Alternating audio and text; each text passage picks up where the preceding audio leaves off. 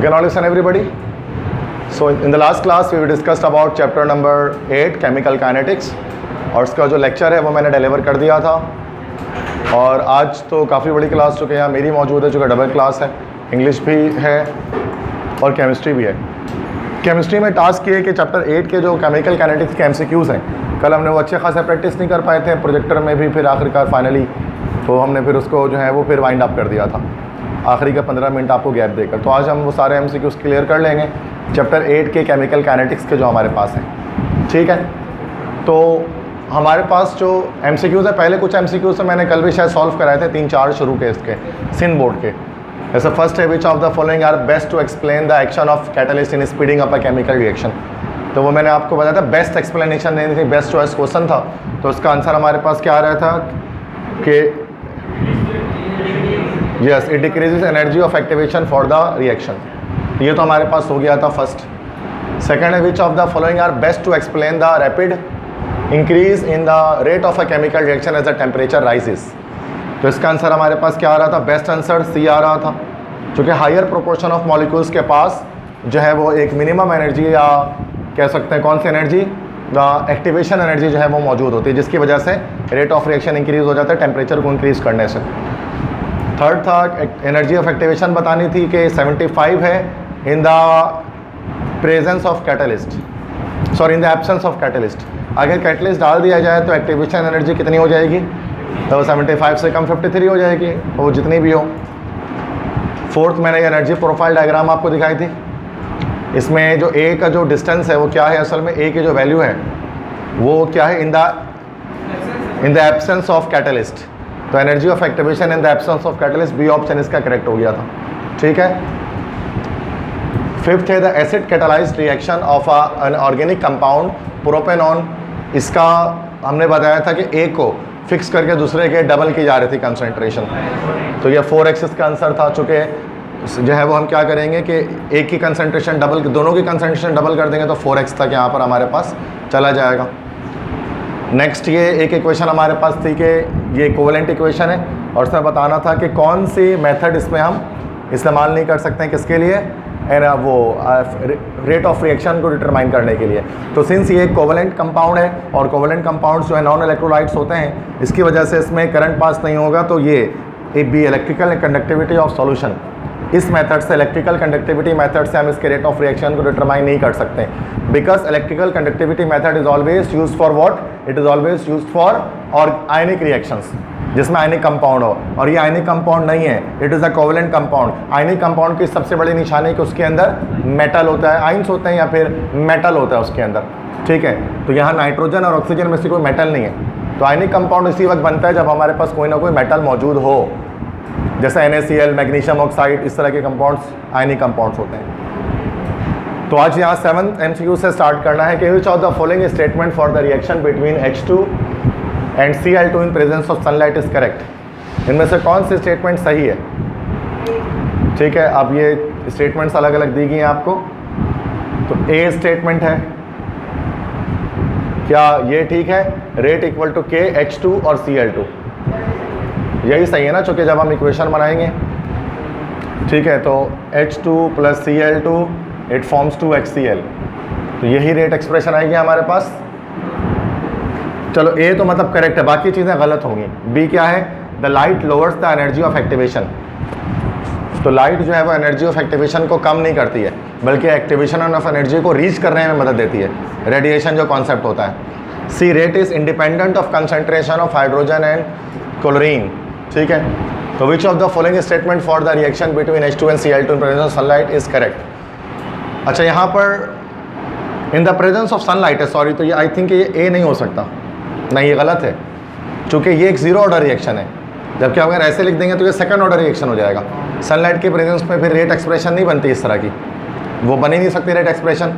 तो ए गलत है और बी भी गलत है, सी करेक्ट है, क्योंकि जो मैंने कल बताया था कि जो भी फोटोकेमिकल रिएक्शंस होते हैं वो सूडो मॉलिक्यूल उसके अंदर मौजूद होता है, और सूडो मॉलिक्यूल्स क्या होते हैं, जिनकी कंसंट्रेशन से रेट ऑफ रिएक्शन पर फ़र्क नहीं पड़ता। तो rate is independent of the concentration of hydrogen and chlorine, तो सी ऑप्शन करेक्ट है। शुरू में ए लग रहा था, यस यस, यहाँ पर हाइड्रोजन और क्लोरीन दोनों ही सूडो मॉलिक्यूल्स होते हैं, ठीक है, हाइड्रोजन भी और क्लोरीन भी।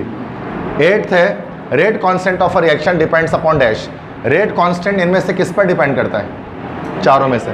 टेम्परेचर भी डिपेंड करता है, कल बताया था कि 10 डिग्री राइज इन टेम्परेचर पर रेट ऑफ रिएक्शन डबल हो जाता है, ऐसा ही है, थंब रूल जिसको हम कह रहे थे।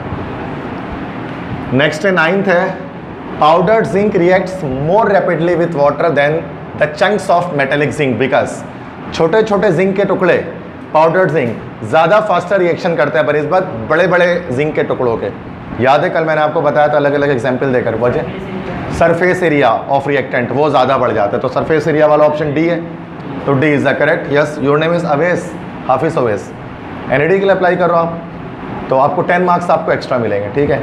इसके लिए एनईडी में जो भी हाफिज़ और कोई हाफिज़ कुरान है यहाँ पर, माशाल्लाह, okay, second you are also. तो जो हाफिज़ कुरान होते हैं उनको एनईडी में 10 नंबर एक्स्ट्रा दिए जाते हैं, उसके लिए एक एग्ज़ाम होता है, मतलब सनद तो है ही लेकिन सनद के अलावा वो एग्ज़ाम भी लेते हैं, तो वो एक एक्स्ट्रा डे आपको बुलाते हैं तमाम हुफ़ाज़ जितने भी हैं उनको, और वो टेस्ट लेते हैं। बड़ा सिंपल सा टेस्ट होता है, वफाक की तरह मुश्किल टेस्ट नहीं होता, वो बस ये जज करना चाहते हैं कि ये बंदा वाकई में कुरान का हाफिज़ और उसको चीज़ें याद है, तो 10 मार्क्स एक्स्ट्रा देते हैं तमाम स्टूडेंट्स के लिहाज से। तो ये एक तरह से ये अच्छी बात है कि एनईडी वाले एक तरह से बेनिफिट दे रहे हो, होना भी चाहिए, बल्कि हेल्थ फील्ड में ही होनी चाहिए भाई, क्योंकि हुफ़ाज़ को कहीं ना कहीं चूँकि उन्होंने ज़िंदगी अपनी लगाई होती है, वक्त सर्व किया होता है, तो कहीं ना कहीं उनको एडवांटेज भी उसका मिलना चाहिए। तो है भी इस्लामिक रिपब्लिक ऑफ पाकिस्तान है ना, और अफगानिस्तान हमसे करीब भी है, ठीक है। अच्छा, तो 10th है combustion of gasoline occurs more rapidly in an internal combustion engine than in open air because gasoline हम कहते हैं पेट्रोल को, जो पेट्रोल आप बाइक पर डलवाते हैं, this is also called gasoline. Gasoline ही कहते हैं अमेरिकन इंग्लिश में, ब्रिटिश उसको कहते हैं पेट्रोल।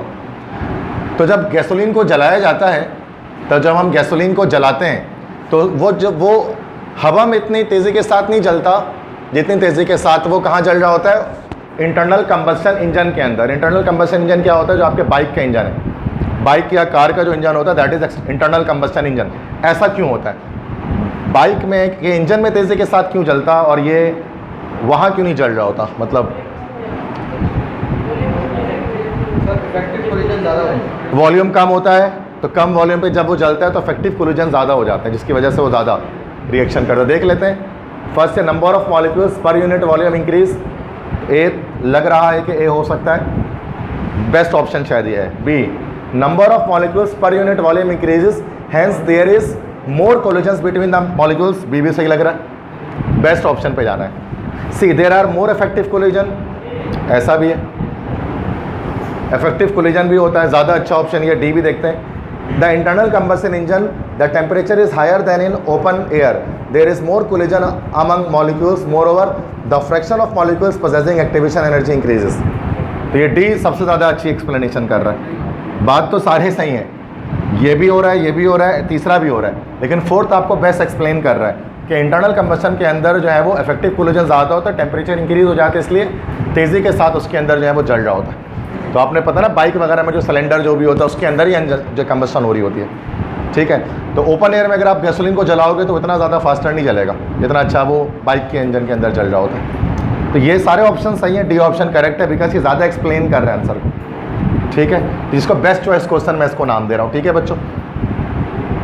तो ये बेटा ये सिंटैक्स के सारे ख़त्म हो गए, तो वो थोड़ा आसान लेवल के होता है। थोड़ा अब पंजाब टेक्स्ट बोर्ड की तरफ आते हैं कि उसके जो MCQs हैं उनके बुक में क्या क्या, पंजाब के बुक में कौन कौन से MCQs केमिकल काइनेटिक्स से इन्वॉल्व करते हैं।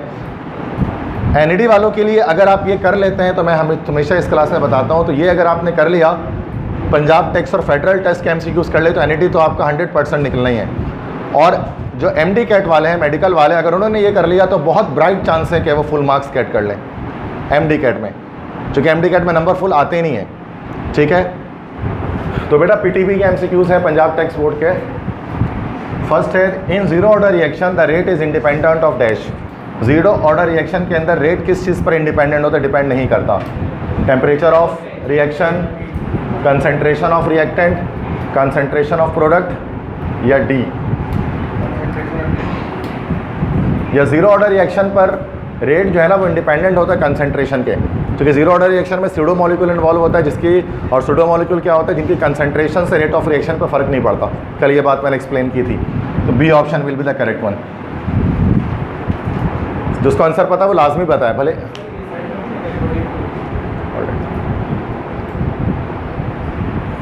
सेकंड है, if the rate equation of a reaction 2a + b it forms product is rate equal to this one, मतलब रेट एक्सप्रेशन लिख दिए, and a is present in large excess, then the order of reaction is dash.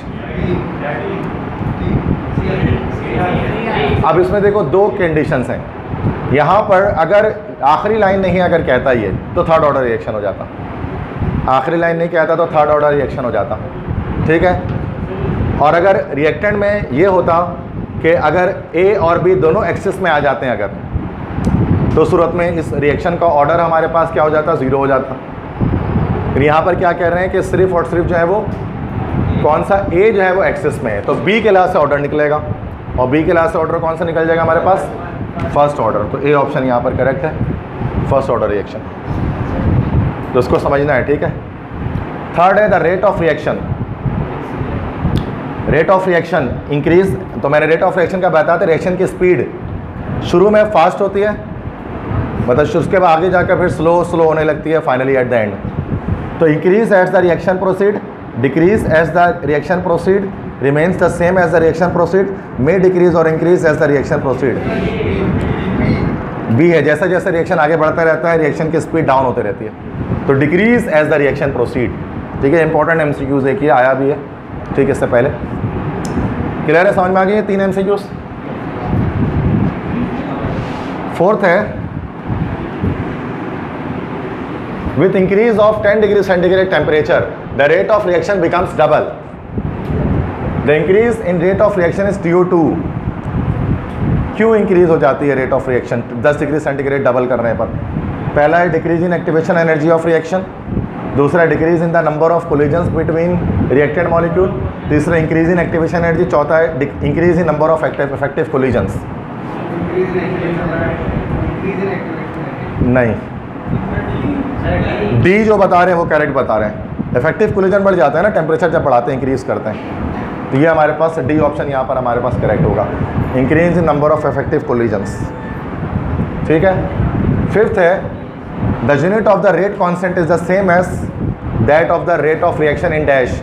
By rate constant की unit, rate constant की unit rate of reaction के जैसे कब होगी, देखो रेट कांस्टेंट है ना बच्चों, इसकी यूनिट हमें निकालनी पड़ती है, फाइंड आउट करनी पड़ती है।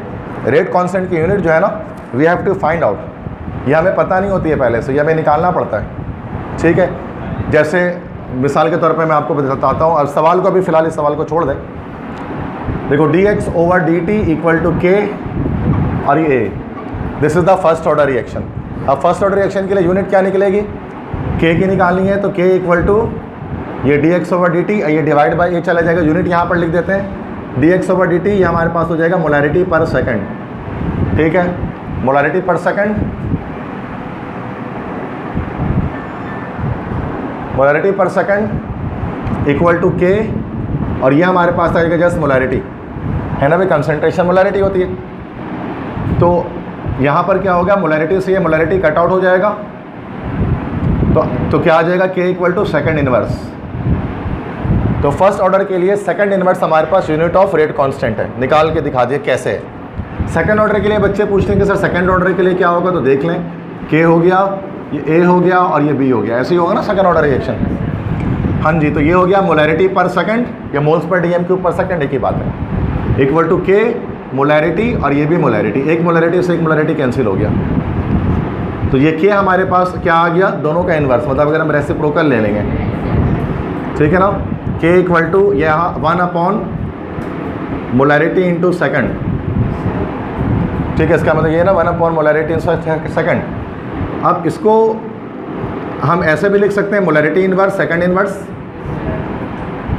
ऐसे भी लिखा जा सकता है, मोलैरिटी इनवर्स सेकंड इनवर्स। ये तो इस मोलैरिटी को जब हम ओपन करें तो ये हो जाएगा मोल पर dm³ का इनवर्स और सेकंड इनवर्स, ठीक है। तो अब इसको हम रिवर्स भी कर सकते हैं, dm³ upon mole into second. तो देखो बच्चे, दो, एक यूनिट ये निकल जाती है और एक यूनिट डायरेक्ट अगर आप निकालो तो ये निकल जाती है, या इसको हम कह लें। तो इसी तरह से कोई भी यूनिट हम मतलब इंटरचेंज कर सकते हैं, पहले मोलैरिटी की सूरत में निकाल लें, उसके बाद आप उसको कन्वर्जन कर लें मोल पर dm³ की सूरत में। यहाँ क्यों नहीं किया, यहाँ मोलरिटी कट गया था। थर्ड ऑर्डर के लिए भी कोई आ जाएगा हमारे पास, थर्ड ऑर्डर का भी निकाल लेता हूँ। देख लो सारे ही देख लो, एमसीक्यूज में एक ना एक आता है, फर्स्ट सेकंड या थर्ड ऑर्डर में से एक तो आ ही जाता है। ए बी सी, ये मुश्किल है ना, बच्चे फंस जाते हैं इसमें। अब ये हमारे पास हो गया मोलैरिटी पर सेकंड, ये हो गया इक्वल टू के, ये मोलैरिटी देन एक और मोलैरिटी, तो एक मोलैरिटी से एक मोलैरिटी कट गया, तो के इक्वल टू 1 अपॉन मोलैरिटी -2 और सेकंड -1, के इक्वल टू मोलैरिटी का स्क्वायर और सेकंड का स्क्वायर। इस तरह से कर सकते हैं हम। सही, सॉरी यहाँ पर इस तरह से नहीं होगा, नीचे ही गया ना, मोलैरिटी सेकंड, सॉरी मोलैरिटी का स्क्वायर और सेकंड, ठीक है, इस तरह से। या हम इसको मोलैरिटी की -2 अपॉन सेकंड इस तरह से भी कह सकते हैं। अगर मोल पर डीएम क्यूब में खोलना चाहो तो कैसे खुल जाएगा, ये हमारे पास हो जाएगा मोल पर डीएम क्यूब, चूँकि मोलैरिटी का स्क्वायर है ना, ठीक है, तो यहाँ पर मोल पर डीएम क्यूब है, इसका स्क्वायर, और ये हमारे पास इसके साथ क्या लग गया, सेकंड लग गया, ठीक है। यहाँ पर अच्छा, इसमें यहाँ पर माइनस में आ जाएगा, सही कह रहा हूँ, रिवर्स कर देंगे उसको तो क्या हो जाएगा, K equal to DM cube upon mole का स्क्वायर इंटू सेकंड, नीचे सेकंड, अच्छा यहाँ पर ओवरऑल, ठीक है, सेकंड रहेगा ना नीचे, और 3 2 6 हो जाएगा, मोल 6 अपॉन सॉरी डीएम की power 6 upon mole square into second. तो ये क्या करना है, अगर आपको मतलब याद करने की ज़रूरत नहीं यूनिट्स को, के जो है ना, के सी हो जाए या के हो जाए, हमें उनके यूनिट्स हमेशा निकालनी पड़ जाती है। कैसे, इस तरह से निकालनी पड़ती है, रेट एक्सप्रेशन के थ्रू हम निकाल लेते हैं, बस ये मैथमेटिक्स चाहिए इसके अंदर। और बस आपको ये पता होना चाहिए कि dx/dt मोल पर मतलब मोलैरिटी पर सेकंड है ये, और ये हमारे पास मोलैरिटी होती है, के निकल जाएगा। समझ में आ गई बात। अब आप निकाल सकते हो, जरूरी नहीं है कि आप पूरा याद करो बैठ के इसको, ठीक है। अच्छा, सवाल यहाँ पर जो पूछा ना इस एमसीक्यूज में 5वें में, कि हमसे ये पूछा गया है कि बताएं जीरो ऑर्डर रिएक्शन के लिए क्या होगा। अब अगर जीरो ऑर्डर रिएक्शन है बच्चों हमारे पास, तो उसमें यहाँ पर हमारे पास कंसंट्रेशन तो होता ही नहीं है, मतलब कंसंट्रेशन होता ही नहीं। जब कंसंट्रेशन नहीं है तो रेट कांस्टेंट की यूनिट किसके बराबर, रेट ऑफ रिएक्शन के। तो किस ऑर्डर ऑफ रिएक्शन के लिए, कौन से ऑर्डर रिएक्शन के लिए रेट कांस्टेंट की यूनिट रेट ऑफ रिएक्शन के बराबर होगी, जीरो ऑर्डर रिएक्शन के लिए होगी। तो जीरो ऑर्डर रिएक्शन हमारे पास आंसर हो गया। बाकी सब के लिए कोई ना कोई यूनिट आ रही है, जीरो ऑर्डर के लिए इसलिए यूनिट नहीं आती कोई, बिकॉज उसमें कंसंट्रेशन होता ही नहीं है रिएक्टेंट का। क्लियर है, बात समझ में आ गई। तो ये इस तरह से निकाल सकते हैं हम किसी के भी। तो ये बस सिंप्लीफिकेशन, अगर आपको सिंप्लीफिकेशन आती है मैथमेटिक्स के अंदर तो आप यूनिट निकाल सकते हो। और फिजिक्स में तो काफ़ी निकालते हैं, केमिस्ट्री में भी निकाल सकते हैं। तो ये पंजाब बोर्ड के आई थिंक बस इतना ही थे एमसीक्यूज, ये 5 ही थे उसके बुक में, ठीक है, तो बस 5 है ये। तो बाकी आगे आते हैं। अब ये फेडरल बोर्ड की जो बुक होती है इस्लामाबाद की, उसके एमसीक्यूज भी देखते हैं। मतलब मैं ये दिखा रहा हूँ कि बच्चों के अंदर बहुत हवाई क्रिएट होता है कि नहीं यार उस फला बोर्ड की बुक तो बहुत ही अजाब है, और उस बोर्ड की बुक तो हमसे हो ही नहीं सकता, पंजाब की बुक, फेडरल की बुक में वो उसको डीमिस्टिफाई कर रहा हूँ यहाँ पर उन तमाम बातों को जो एक मार्केट में एक चलती रहती है बातें कि नहीं वो नहीं है, वो बुक मुश्किल है, सिंध बोर्ड तो कुछ नहीं है। तो हम देख रहे हैं सिंध बोर्ड के एमसीक्यू जितने मुश्किल थे उतने जितने उसमें कॉन्सेप्चुअल थे, इसमें भी वही कॉन्सेप्ट लग रहे हैं। तो कोई केमिकल काइनेटिक्स का नया कॉन्सेप्ट उठकर नहीं आएगा। और मैंने सीक्वेंस में सारे एमसीक्यूज डाले हुए, तो ये नहीं कि आगे बीच में स्किप हुआ है।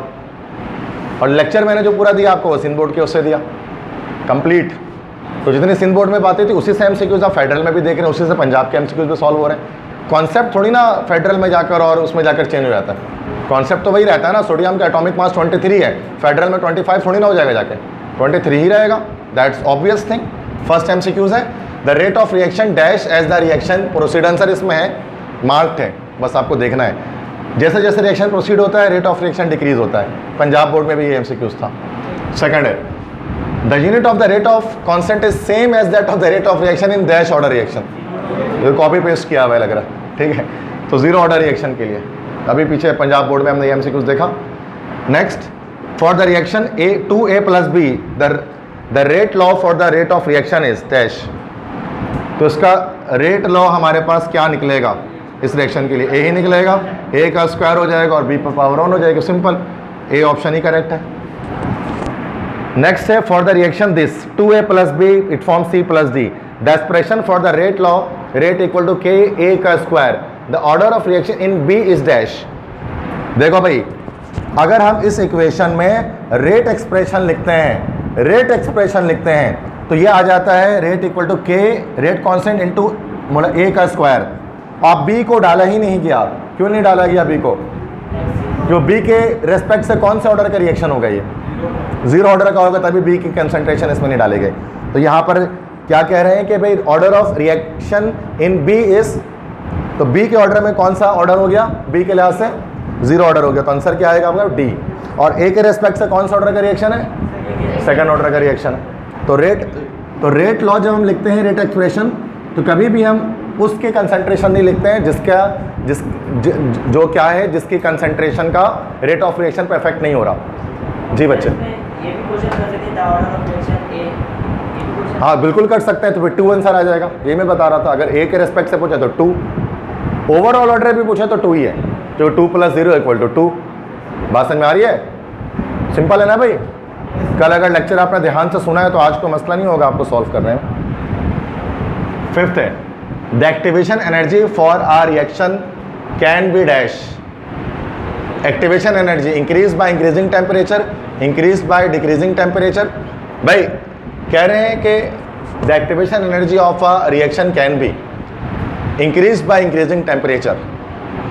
देखो, जब हम टेम्परेचर इंक्रीज करते हैं तो एक्टिवेशन एनर्जी डाउन हो जाती है, चूंकि रिएक्शन फास्ट हो जाता है। देखना ज़रा, समझना है, टेम्परेचर इंक्रीज करते हैं रिएक्शन फास्ट होता है, लेकिन क्या एक्टिवेशन एनर्जी फास्ट रिएक्शन, मतलब जितने फास्ट रिएक्शन होते हैं क्या उसके लिए एक्टिवेशन एनर्जी की वैल्यू हाई होती है? नहीं, कम होती है। कल ये बात हुई है। नेक्स्ट देखो, increase by decreasing temperature. Just temperature जब डिक्रीज करते हैं रिएक्शन स्लो होता है, जिसकी वजह से जो हमारा एक्टिवेशन एनर्जी भी इंक्रीज हो जाता है। B option. Decrease by increasing, C भी देख लो। चलो ये तो निशान लगा हुआ है ना, तो इस पर फोकस नहीं करना है। सी क्यों नहीं था भाई? सी देख लेते हैं। Decrease by increasing concentration of reactant. याद रखो कि जब कंसंट्रेशन इंक्रीज करेंगे रिएक्टेंट की तो एक्टिवेशन एनर्जी हमारे पास यहाँ पर increasing, decrease by increasing concentration of reactant, तो फिर इन दैट केस के वो इंक्रीज हो रहा होता, वो डिक्रीज नहीं हो रहा होता। तो यहाँ पर बी ऑप्शन हमारे पास सही है कि इंक्रीज बाय डिक्रीजिंग टेम्परेचर, कि जब हम टेम्परेचर डिक्रीज करते हैं तो हमारा एक्टिवेशन एनर्जी इंक्रीज होता है, जिसकी वजह से रिएक्शन का ऑर्डर स्लो, हमारे पास जो है वो रिएक्शन फास्ट हो जाता है, तेज़ हो जाता है।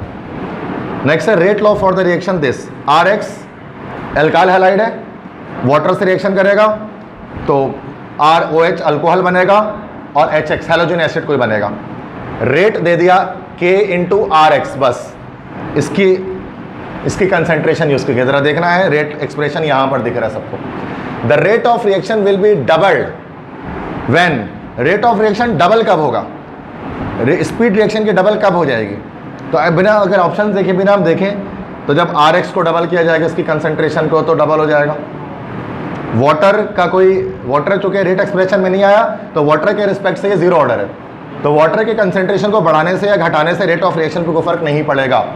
ए, concentration of H2O is double, तो क्या रेट ऑफ रिएक्शन डबल हो जाएगा? क्या नहीं हो सकेगा? क्योंकि H2O के कंसंट्रेशन के रेट ऑफ रिएक्शन पे कोई असर नहीं है, बिकॉज H2O के रिस्पेक्ट से ये जीरो ऑर्डर रिएक्शन है। क्योंकि हमारे रेट एक्सप्रेशन में H2O नहीं आ रहा, दिख रहा है सबको? नहीं आ रहा। Concentration of RX is reduce to half, फिर तो रिएक्शन का रेट भी हाफ हो जाएगा। नहीं, concentration of both RX and H2O is double, none of, नहीं देखें यहाँ पर RX और वाटर दोनों के कंसंट्रेशन को अगर डबल कर दिया जाए, मेरे लास्ट तो ये गलत आंसर लगाया, वैसे ही करेक्ट होगा। वाटर से तो फर्क ही नहीं पड़ने वाला ना, लेकिन RX को भी डबल कर रहे हैं तो उसकी वजह से तो रिएक्शन डबल हो जाएगा। बात समझ में आ रही है? वाटर को तो डबल करो, ट्रिपल करो, क्वाड्रपल करो, कोई फर्क नहीं पड़ता, बट आप दोनों को डबल कर रहे हैं तो उसको भी तो डबल कर रहे हैं, तो रिएक्शन डबल रेट, तो ये गलत लगा हुआ ऑप्शन इसमें। भाई ऑप्शंस में नहीं जाकर, ये मैंने नहीं लगाए, ये मैंने जो किताब मेरे पास थी उसमें पहले से लगे हुए थे किसी स्टूडेंट के, मैंने बस वहाँ से स्क्रीनशॉट ले लिए। ये मेरे आंसर्स नहीं है, मैं आंसर जो टिक कर रहा हूँ वो मेरे आंसर्स हैं। तो ऐसा हो सकता है कि यहाँ पर आपको धोखा हो जाए कि नहीं सर इसमें ये निशान लगा हुआ है। और 7वां है the rate of a catalysed reaction in independent of the concentration of dash.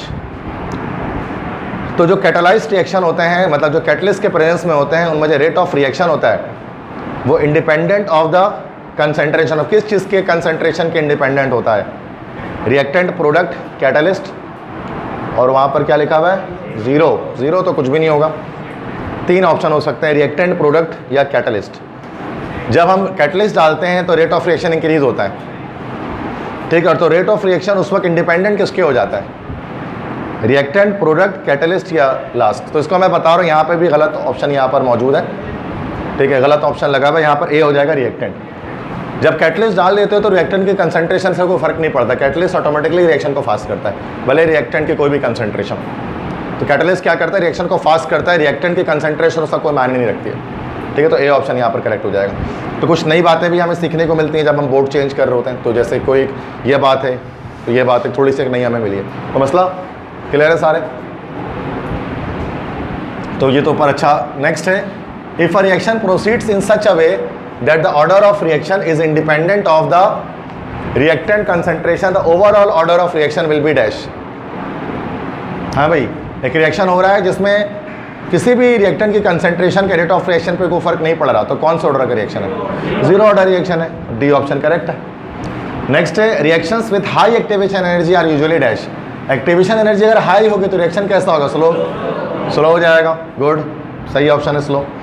In a reversible reaction catalyst lowers the activation energy of the dash. एक रिवर्सिबल रिएक्शन में, जो रिवर्सिबल रिएक्शन हो रहा होता है, जो फॉरवर्ड बैकवर्ड दोनों move कर रहा होता है, इस तरह के रिएक्शन में कैटलिस्ट किसकी एक्टिवेशन एनर्जी को डाउन करता है, फॉरवर्ड रिएक्शन की, रिवर्स की, फॉरवर्ड और बैकवर्ड दोनों की, या फिर forward reaction but increases for the reverse reaction. क्या ऑप्शन होगा इसमें, रिवर्सिबल रिएक्शन के लिए। अब आपको पता है रिवर्सिबल रिएक्शन में जब हम कैटलिस्ट डाल देते हैं तो वो फॉरवर्ड रिएक्शन की स्पीड को और बैकवर्ड दोनों की स्पीड को बैकवर्ड बढ़ा देता है, तो दोनों की एक्टिवेशन एनर्जी को वो डाउन कर देता है। तो इसका सही ऑप्शन ये सी ही लगा हुआ है कि फॉरवर्ड और साथ साथ बैकवर्ड दोनों की एक्टिवेशन एनर्जी को डाउन कर देता है। तो ये हम पढ़ेंगे इसको ज़्यादा डिटेल में फर्स्ट ईयर चैप्टर 6 में, ली चार्टलियर प्रिंसिपल, उसके अंदर ये चीज़ एक्सप्लेन्ड है। ली चार्टलियर में 4 इफेक्ट थे ना, याद है किसी को, कंसंट्रेशन, टेम्परेचर, प्रेशर, कैटलिस्ट। तो कैटलिस्ट के बारे में हमने पढ़ा था कि कैटलिस्ट फॉरवर्ड और बैकवर्ड दोनों की स्पीड को बढ़ा देता है उनकी एक्टिवेशन एनर्जी को डाउन करके। तो ये सी ऑप्शन यहाँ पर करेक्ट हो गया हमारे पास, क्लियर है।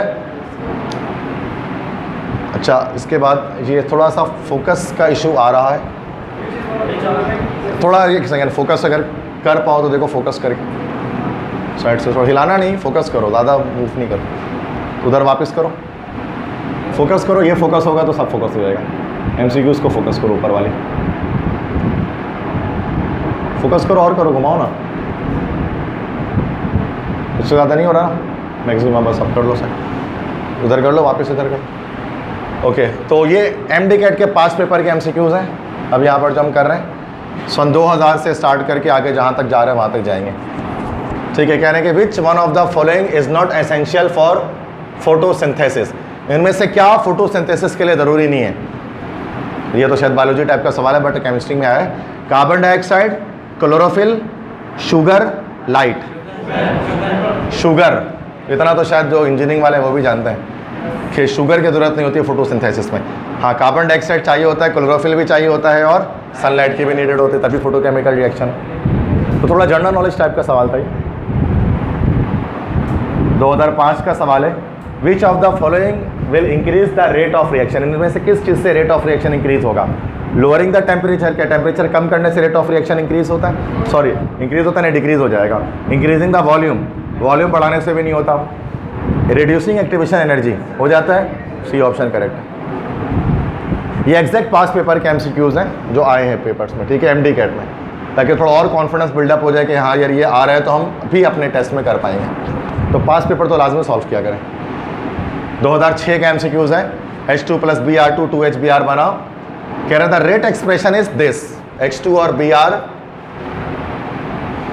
2 है, इस पे ऊपर कुछ पावर लगा हुआ है, हाफ लगा दिया पावर उन्होंने। The order of reaction is dash. Order कितना हो जाएगा रिएक्शन का, 1 + हाफ, 1 + 0.5, ठीक है, 1 हो जाएगा, 1 + हाफ है, 1 + 0.5 है, कितना हो जाएगा। वैसे 1.5 ऑर्डर होता नहीं है हमारे पास फ्रैक्शंस के अंदर, वैसे 1.5 उसमें लगा हुआ, याद रखो। अच्छा, मैं ये गलत निशान है शायद इसमें, मैं आपको कॉन्सेप्ट दे देता हूँ। ये गलत निशान लगा हुआ है।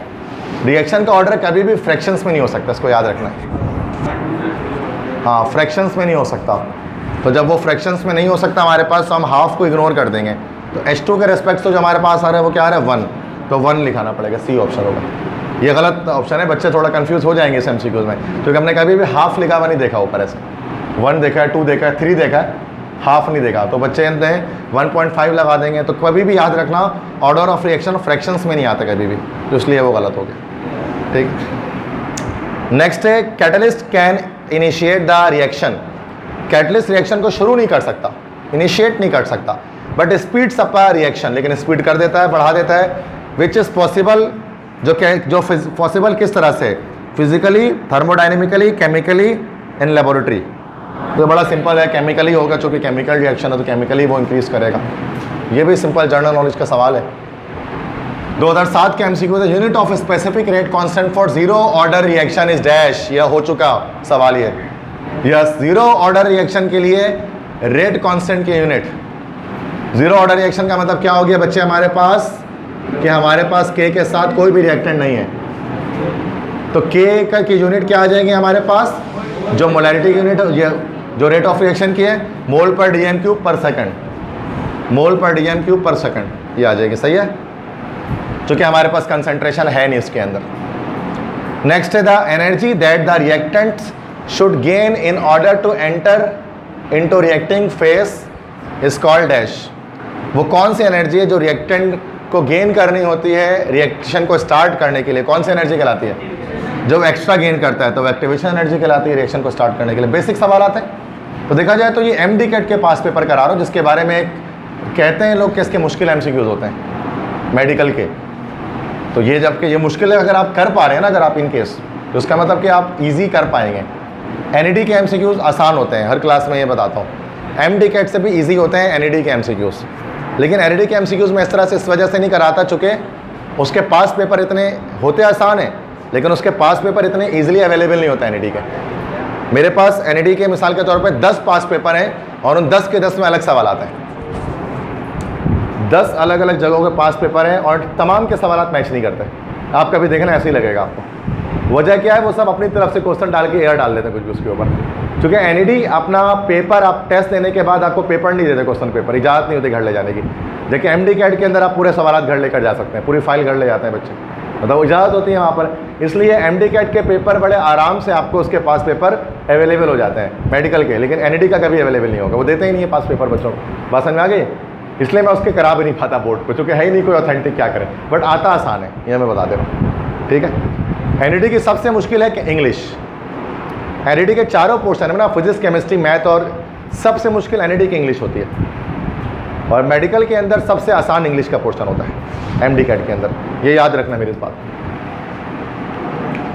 क्योंकि E-CAT वाले ना, NED वाले इंग्लिश के अंदर वोकैबलरी में बहुत फंसाते हैं। वोकैबलरी सवाल सबसे मुश्किल होते हैं, आज हम करेंगे उसको। जबकि MD-CAT वाले वोकैबलरी के सवाल में आपको नहीं फंसाते, वो ग्रामर दे रहे होते हैं जो आराम से हमारे बच्चे कर लेते हैं। और वोकैबलरी में तो वर्ड्स होते हैं ना, बहुत मुश्किल है याद करना उसको। और वर्ड्स भी ऐसे कि पहली बार ज़िंदगी में देखा होता है, सिनोनियम भी नहीं आता, एंटोनियम भी नहीं आ रहा होता, कुछ नहीं आ रहा होता उसको। देखा होगा अगर आपने पास पेपर निकाला है तो बेटा अगले सवाल में आते हैं। ये हो गया, स्लाइड चेंज होगा। 2008 का सवाल कुछ है, देखते हैं। Rate of reaction depends upon all of the following except dash. Rate of reaction इन सब पर इफेक्ट करता है सवाए, तो किन चीज़ों पर इफेक्ट नहीं करती है? कंसंट्रेशन पर, कंसंट्रेशन का इफेक्ट होता है रेट ऑफ रिएक्शन पर, यकीनन होता है।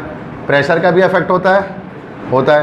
टेम्परेचर का भी इफेक्ट होता है। मॉलिक्यूलरिटी, इसका इफेक्ट नहीं होता है। मॉलिक्यूलरिटी तो ऑर्डर ऑफ रिएक्शन को कहते हैं, तो डी हमारे पास हो गया। इसका रेट ऑफ रिएक्शन पे कोई इफेक्ट नहीं होता मॉलिक्यूलरिटी का। ठीक है, कंसंट्रेशन, प्रेशर, टेम्परेचर, इन तीनों का हो रहा होता है। 2009 का सवाल है, the sum of exponents of the molar concentration of the reactants in the rate expression is called dash is equal to dash. कह रहे हैं कि हमारे पास वही ना, कि अगर हमने कोई रेट एक्सप्रेशन लिख दिया है, उसमें मोलरिटी के ऊपर जो पावर लगे, तमाम पावर को ऐड कर दो तो आंसर क्या आता है हमारे पास? Order of reaction. तो C option, that is order of reaction. ठीक है, नेक्स्ट है 2010 में कि all of the following are true statement concerning reaction order except dash. सारी बातें सच्ची हैं सिवाय एक के, मतलब एक बात झूठी है या गलत है। तो देखते हैं। पहला, the reaction order ranges from minimum 0 to maximum 3। Perfect बात है, बिल्कुल ऐसा होता है, इसमें कोई मसला नहीं है। Rate expression leads to the concept of order of reaction. Rate expression लिखते हैं तभी हमें जाकर आगे ऑर्डर ऑफ रिएक्शन पता लगता है, ऐसा ही है, बिल्कुल सही है। If doubling the concentration of a reactant doubles the rate of reaction then the reaction is first order in that reactant.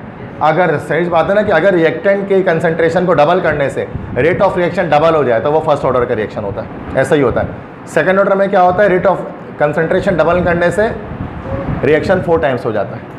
तो ये बात बिल्कुल सही है, कोई गलती नहीं है। डी देखते हैं। Order of reaction is associated with total number of molecules present in a reaction not with experimental measurement. कहते हैं कि ऑर्डर ऑफ रिएक्शन को जैसे हम नंबर ऑफ मॉलिक्यूल से बता सकते हैं, इसके लिए कोई एक्सपेरिमेंट करने की ज़रूरत नहीं है, ये गलत है। कल मैंने आपको बताया था कि परफेक्ट ऑर्डर ऑफ रिएक्शन जो है ना वो आपको हमेशा एक्सपेरिमेंटली डिटरमाइन हम उसको करते हैं। उसको आप न्यूमेरिकल्स के थ्रू निकालते तो हैं, लेकिन जो एक्चुअल वैल्यू होती है वो एक्सपेरिमेंट्स के थ्रू आती है।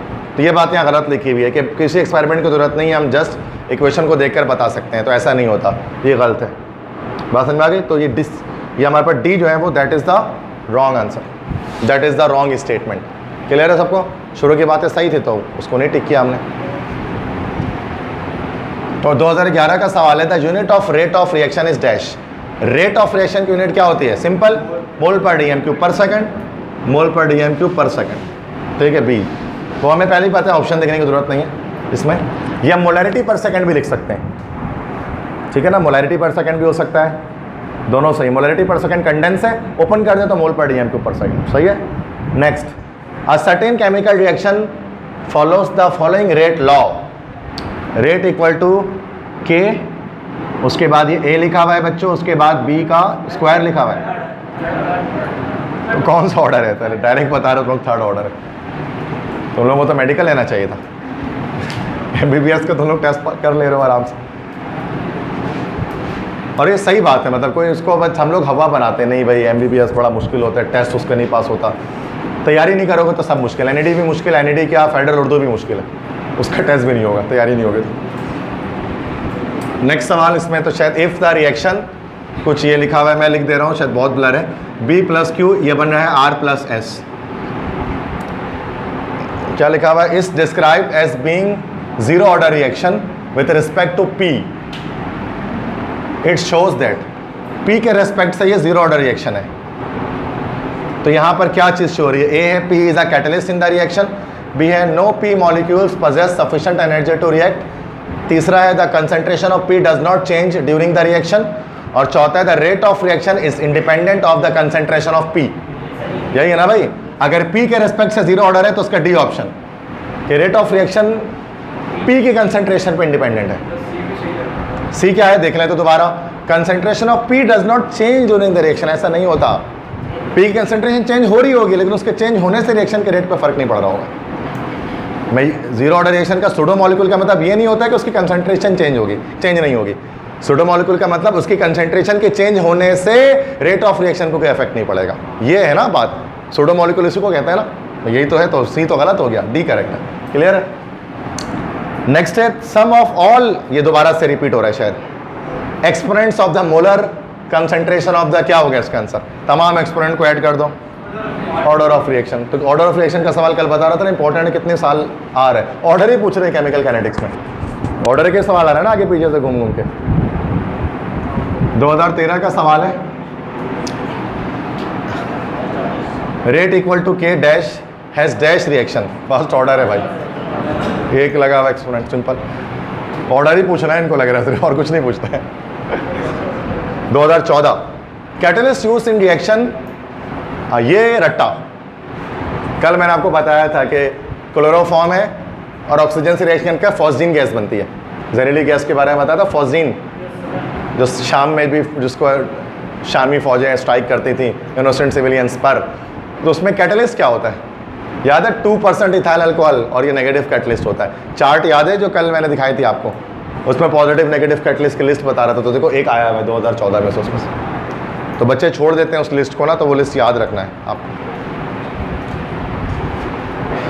नेक्स्ट है, ये काफ़ी ज़्यादा ही ब्लर है, तो ब्लर है इसको हम फिलहाल छोड़ ही देते हैं, मतलब मुझे नहीं समझ में आ रहा कुछ भी। The chemical reactions in which reactant require high amount of activation energy. अगर high amount of activation energy होगी तो रिएक्शन स्लो होगा क्या फास्ट होगा? स्लो होगा, तो स्लो में ऑप्शन लगा हुआ है, ठीक है। बाकी इसमें भी कुछ होगा, नेगेटिव कैटलिस्ट ऑटो। यहाँ पर मैं सवाल खुद बना दे रहा हूँ, मुझे सवाल समझ में आ गया। कह रहे हैं कि अगर किसी रिएक्शन के दौरान अगर कैटलिस्ट खुद बनना शुरू हो जाए तो फिर वो कौन सा कैटलिस्ट होता है? Auto catalyst. तो वही ऑटो कैटलिस्ट टाइप का निशान लगा, वही लगा होगा ऊपर। मतलब मुश्किल नहीं होगा ये भी कि सर ये मुश्किल था तभी ब्लर हो गया, ऐसा नहीं है, ये आसानी है। बच्चे लोग समझ लेते हैं ये ब्लर हुआ तो यही मुश्किल होगा, तो ऐसा नहीं है, ये भी आसानी सवाल है। 2016 से the change in concentration of reactant और product per unit time is called dash. Change in concentration per unit time क्या होता है? बिना सवाल आंसर देखे रेट ऑफ रिएक्शन, तो रेट ऑफ रिएक्शन ये रहा बी ऑप्शन। अब कैटलिस्ट, कैटलिस्ट क्या करता है? Increase the rate of forward reaction, increase the rate of both forward and reverse reaction, changes equilibrium position, increase the rate of reverse reaction. B है, forward backward दोनों को increase कर सकता है। क्लियर है? तो ये ऑप्शन बी हो गया। 2018 the reaction this proceed slower because activation energy of CO is dash. ये रिएक्शन स्लो है तो एक्टिवेशन एनर्जी क्या होगी उसमें? हाई होगी, simple. The rate of chemical reaction is directly proportional to the product of active masses of the reactant, it is referred to dash. ये कौन सा लॉ है? लॉ ऑफ मास एक्शन है। ये चैप्टर 6 का MCQs आ गया है। देखो बच्चे, दो लॉ है, इसको मैं समझा देता हूँ। एक है रेट लॉ, एक है लॉ ऑफ मास एक्शन, जिसको इक्विलिब्रियम लॉ भी कहते हैं। रेट लॉ चैप्टर 8 में, इक्विलिब्रियम लॉ चैप्टर 6 में। रेट लॉ सिर्फ इर्रिवर्सिबल रिएक्शन के बारे में है, और लॉ ऑफ मास एक्शन या इक्विलिब्रियम लॉ रिवर्सिबल रिएक्शन के बारे में है। लॉ ऑफ मास एक्शन क्या कहता है कि फॉरवर्ड और बैकवर्ड दोनों रिएक्शन की स्पीड एक्टिव मासेस के कंसंट्रेशन के डायरेक्टली प्रोपोर्शनल होगी। मतलब फॉरवर्ड रिएक्शन की स्पीड रेट तो जो कंसंट्रेशन ऑफ रिएक्टेंट के डायरेक्टली प्रोपोर्शनल होगी, और बैकवर्ड रिएक्शन की स्पीड कंसंट्रेशन ऑफ प्रोडक्ट के डायरेक्टली प्रोपोर्शनल होगी। तो उसी को हम ड्राइव करके फिर एक फॉर्मूला निकालते हैं, केसी वाला जो फॉर्मूला होता है। और रेट लॉ क्या कहता है? चैप्टर 8 में जो है उसमें सिर्फ फॉरवर्ड होता है, तो वो क्या बोलता है कि फॉरवर्ड रिएक्शन की स्पीड किसकी कंसंट्रेशन के डायरेक्टली प्रोपोर्शनल होगी? रिएक्टेंट के कंसंट्रेशन डायरेक्टली प्रोपोर्शनल होगी। तो रेट लॉ सिर्फ इरिवर्सिबल रिएक्शन के बारे में बात करता है, और इक्विलिब्रियम लॉ या law of mass action reversible reaction के बारे में बात करता है। तो ये जो स्टेटमेंट लिखी हुई है ना, रिएक्टेंट और प्रोडक्ट दोनों की कंसंट्रेशन के डायरेक्टली प्रोपोर्शनल, तो ये कौन सा है? लॉ ऑफ मास एक्शन है, रेट लॉ नहीं है। ये चैप्टर 6 के MCQ जो गलती से यहाँ पर डाल दिया गया, चैप्टर 8 में डाल दिया गया, क्योंकि चैप्टर 8 में लॉ ऑफ मास एक्शन नहीं है, रेट लॉ है। बात समझ में आ गई? ठीक है, अब कुछ MCQs हमारे पास हैं लेवल 3, ठीक है, रेड स्पॉट। तो ये तो सबसे ज़्यादा, मतलब ये जिसने कर लिया तो समझ जाओ बस डॉक्टर बन गया वो। रेड स्पॉट का मतलब ये होता है, बट बहुत कम लोगों में हिम्मत होती है कि उसको उठाएं, या कुछ उठाते हैं तो वह लाहौल वाला को पढ़ के बंद कर देता है। अगर किसी ने खरीद कर रख लिया है तो रेड स्पॉट। कुछ बच्चे हैं तो जोश में ले तो लेते हैं जाकर मार्केट से, बट उसके बाद खोलते नहीं उसको, क्योंकि उसके MCQs थोड़े सबसे हाई लेवल के होते हैं। तो कुछ MCQs रेड स्पॉट के भी सॉल्व करते देखते हैं कि हमसे होते भी है कि नहीं होते, क्या पता आपसे हो जाए। ठीक है, हो जाए तो बहुत मज़े की बात है। तो रेड स्पॉट होते हैं क्या? पहले रेड स्पॉट का मैं बता रहा हूँ कि जैसे हमारे पास एग्जाम्स पाकिस्तान में अलग अलग होते हैं। सबसे ईजी एग्ज़ाम जो कहा जाता है सिंध बोर्ड का कहा जाता है, तो उसकी जो बुक है सिंध टेक्स्ट बुक बोर्ड है। उसके बाद जो एग्ज़ाम हमारे पास होते हैं पंजाब बोर्ड के, उसके लिए पंजाब की अलग बुक है, जिसके भी MCQs मैंने सारे सॉल्व करा दिए। फिर हमारे पास जो MCQs होते हैं वो कहाँ के होते हैं भाई? फेडरल बोर्ड के होते हैं, उसके भी मैंने बुक के MCQs आपको सारे के सारे सॉल्व करा दिए। और फाइनली एट द एंड आपके पास जो एग्ज़ाम्स होते हैं कैम्ब्रिज के एग्ज़ाम्स होते हैं। कैम्ब्रिज बोर्ड से कोई है यहाँ पर? A लेवल बोर्ड से नहीं, तो सुना तो होगा आपने वैसे, O levels and A levels. तो हम लोग जिस तरह इंटर कर रहे होते हैं ना, तो जो कैम्ब्रिज वाले होते हैं A लेवल्स कर रहे होते हैं। तो A लेवल्स के जो पेपर्स होते हैं उनका जो पास पेपर होता है ना, या उनका जो 5 ईयर होता है वो रेड स्पॉट कहलाता है। हमारे जैसे 5 ईयर आता है ना अनसॉल्व पेपर, वैसे ही अनसॉल्व पेपर कैम्ब्रिज वालों को भी होता है, लेकिन उसको रेड स्पॉट के नाम से मिलता है वो। तो A लेवल्स तो सबसे ज़्यादा हाई स्टैंडर्ड का बोर्ड हमारे पाकिस्तान में कहलाता है। तो उसके MCQs भी थोड़े टिपिकल होते हैं, तो देखते हैं कितने MCQ सॉल्व कर पाते हैं। पहला, the rate equation for reaction is given by this, rate equal to KA/B, rate expression दिया हुआ है। If concentration units are mole per DM cube, what are the possible units for the rate constant K?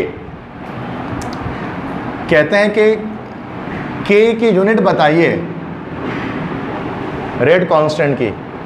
ये अभी मैंने कौन सा order का reaction है? सेकंड ऑर्डर है।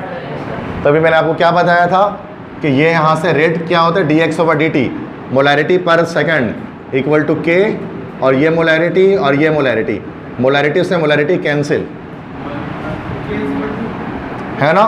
तो यहाँ पर इन्वर्स हो जाएगा, सेकंड ऊपर और मोल नीचे, तो मोल इन्वर्स dm³ और सेकंड इन्वर्स आ जाएगा ये यहाँ पर। इसको मैं दोबारा इसको अलग तरह से दिखा देना। चलो मोल पर dm³ से देखो बच्चों, मोल पर dm³ इक्वल टू k, अच्छा मोल पर dm³ पर सेकंड है ये, ठीक है, इक्वल टू k। इसी तरह से मैं बता रहा हूँ यहाँ पे कैपिटल M हटा दे रहा हूँ ताकि आप कंफ्यूज ना हो जो हो रहे हो। और यहाँ पर 1 मोल पर dm³ आ गया, और यहाँ पर दूसरा हमारे पास मोल पर dm³ आ गया, ठीक है। तो इसको आपकी मर्जी, आप इसको यहीं पर कट कर दो। अगर हम इसको यहीं पर कट कर दें तो इस तरह से कट हो गया, 1 मोल पर dm³, 1 मोल पर dm³ कट हो जाता है ऐसे। तो यहाँ पर सिर्फ 1/2 रह गया, और ये दूसरी चीज़ इधर ले जाओ, तो ऊपर dm³ आ गया बच्चों, नीचे आ गया mole second equal to k, ठीक है।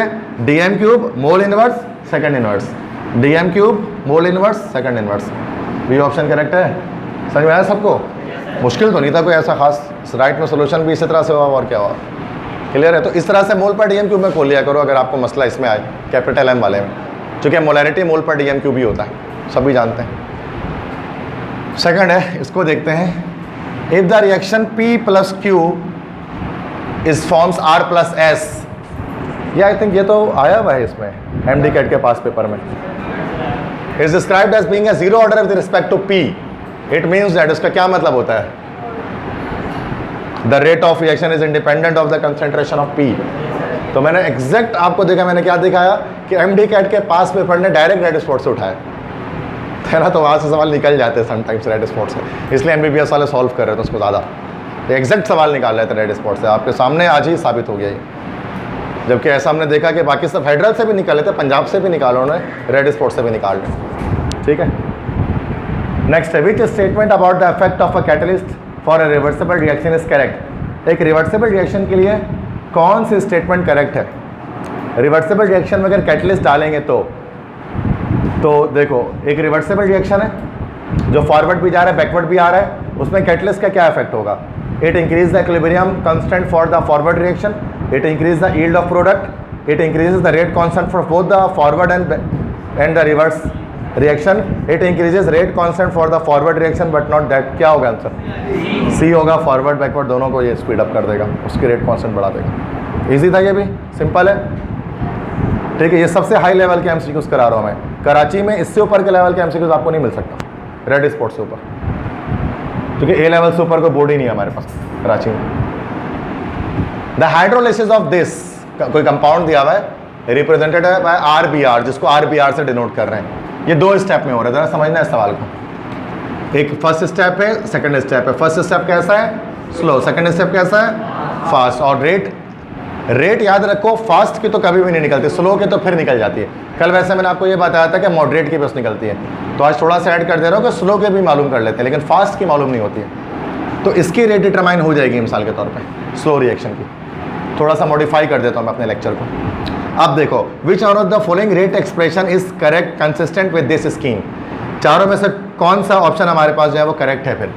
क्योंकि इससे तो रेट आएगा नहीं, इससे से रेट आएगा तो वो क्या रेट आएगा? डी आएगा, रेट इक्वल टू के इंटू कंसनट्रेशन ऑफ रिएक्टेंट। इससे क्यों नहीं आएगा? बिकॉज ये फास्ट है, फास्ट से रेट कैलकुलेट होगा ही नहीं, उसके रेट एक्सप्रेशन भी नहीं बनेगा।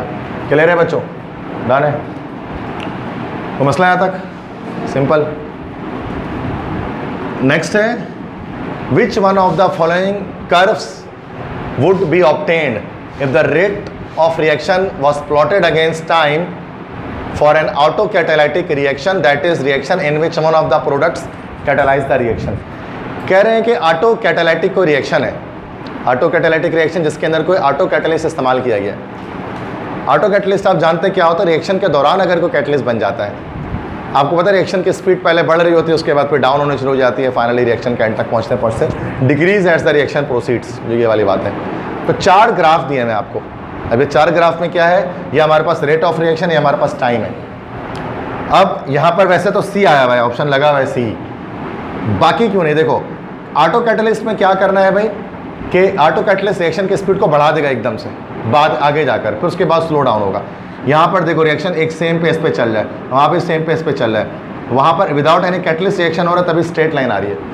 लेकिन यहाँ पर देखो रिएक्शन पहले चला, देखो अचानक से ये बढ़ा है रिएक्शन, स्पीड अचानक से स्लोप ऊपर हुआ है ना, ये जो स्लोप जा रहा था सीधा स्लोप अचानक से ऊपर हुआ, इसका मतलब कैटलिस्ट की जनरेशन हो गई यहाँ पर, उसके बाद रिएक्शन आगे जाकर स्लो डाउन हो गया।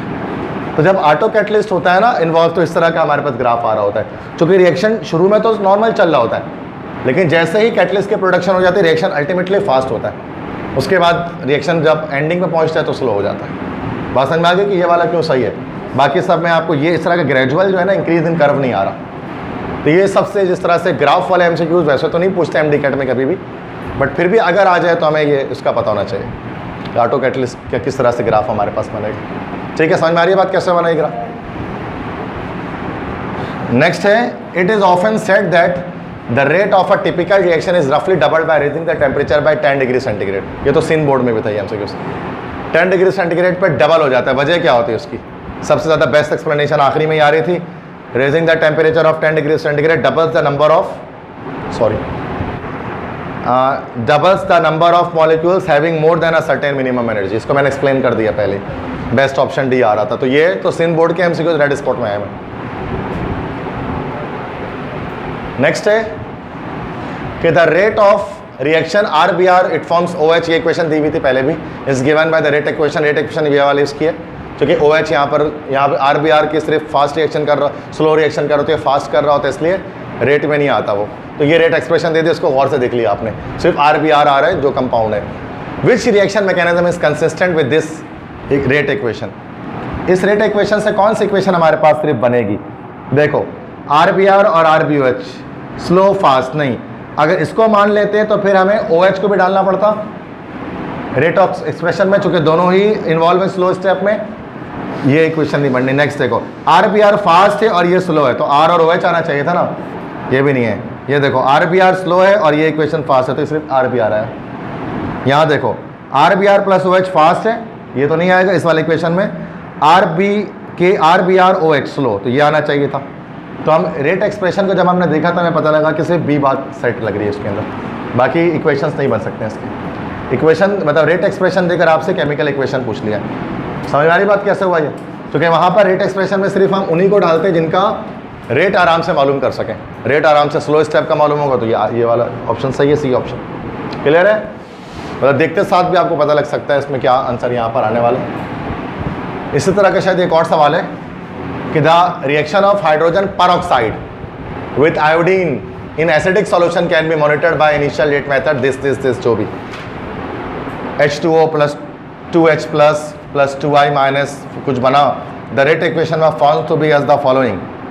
रेट इक्वेशन आपको ये आ रही है, रेट इक्वेशन H2O2 है, उसके अंदर H प्लस है और I माइनस है। What could be the mechanism of this reaction? आप भाई स्लो स्टेप के अंदर ये तीनों होने चाहिए, तभी तो आ रहा है ना रेट एक्सप्रेशन में। तो ये हमारे पास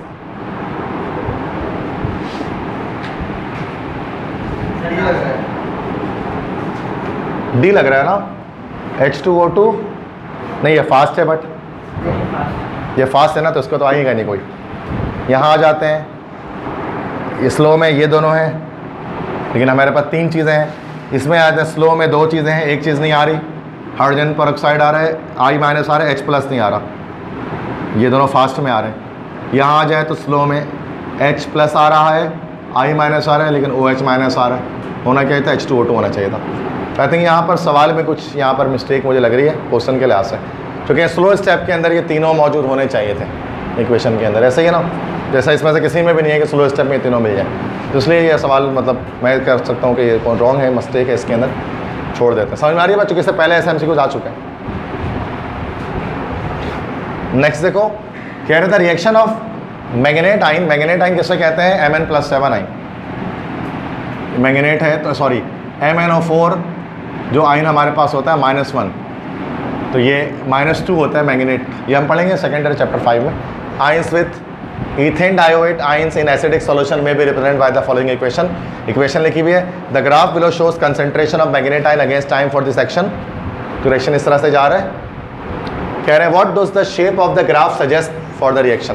इस ग्राफ से क्या पता लग रहा है रिएक्शन के बारे में? पहला, it is exothermic, it is endothermic, it shows first order reaction, it produces its own catalyst. D यहाँ पर क्यों होगा? क्या ऑटो कैटलिस्ट का रिएक्शन है? एक सेकंड, मैग्नेट आयन है यहाँ पर और ये टाइम के साथ ग्रो कर रहा है और MnO4 ये रिएक्टेंट इसकी कंसंट्रेशन डाउन हो रही है time to time. Yes, concentration time ये है और ये कंसंट्रेशन है। यस, शुरू में स्लो इस तरह चला, स्लो है रिएक्शन, अचानक से कंसंट्रेशन फौरन से डाउन हुआ। देखें ये यहाँ पर कंसंट्रेशन है, मोल्स पर DM3, चेक करो जरा, ये टाइम यहाँ से शुरू हो रहा है। शुरू में ये स्लो लिखा हुआ अभी मैंने यहाँ कि शुरू में स्लो है,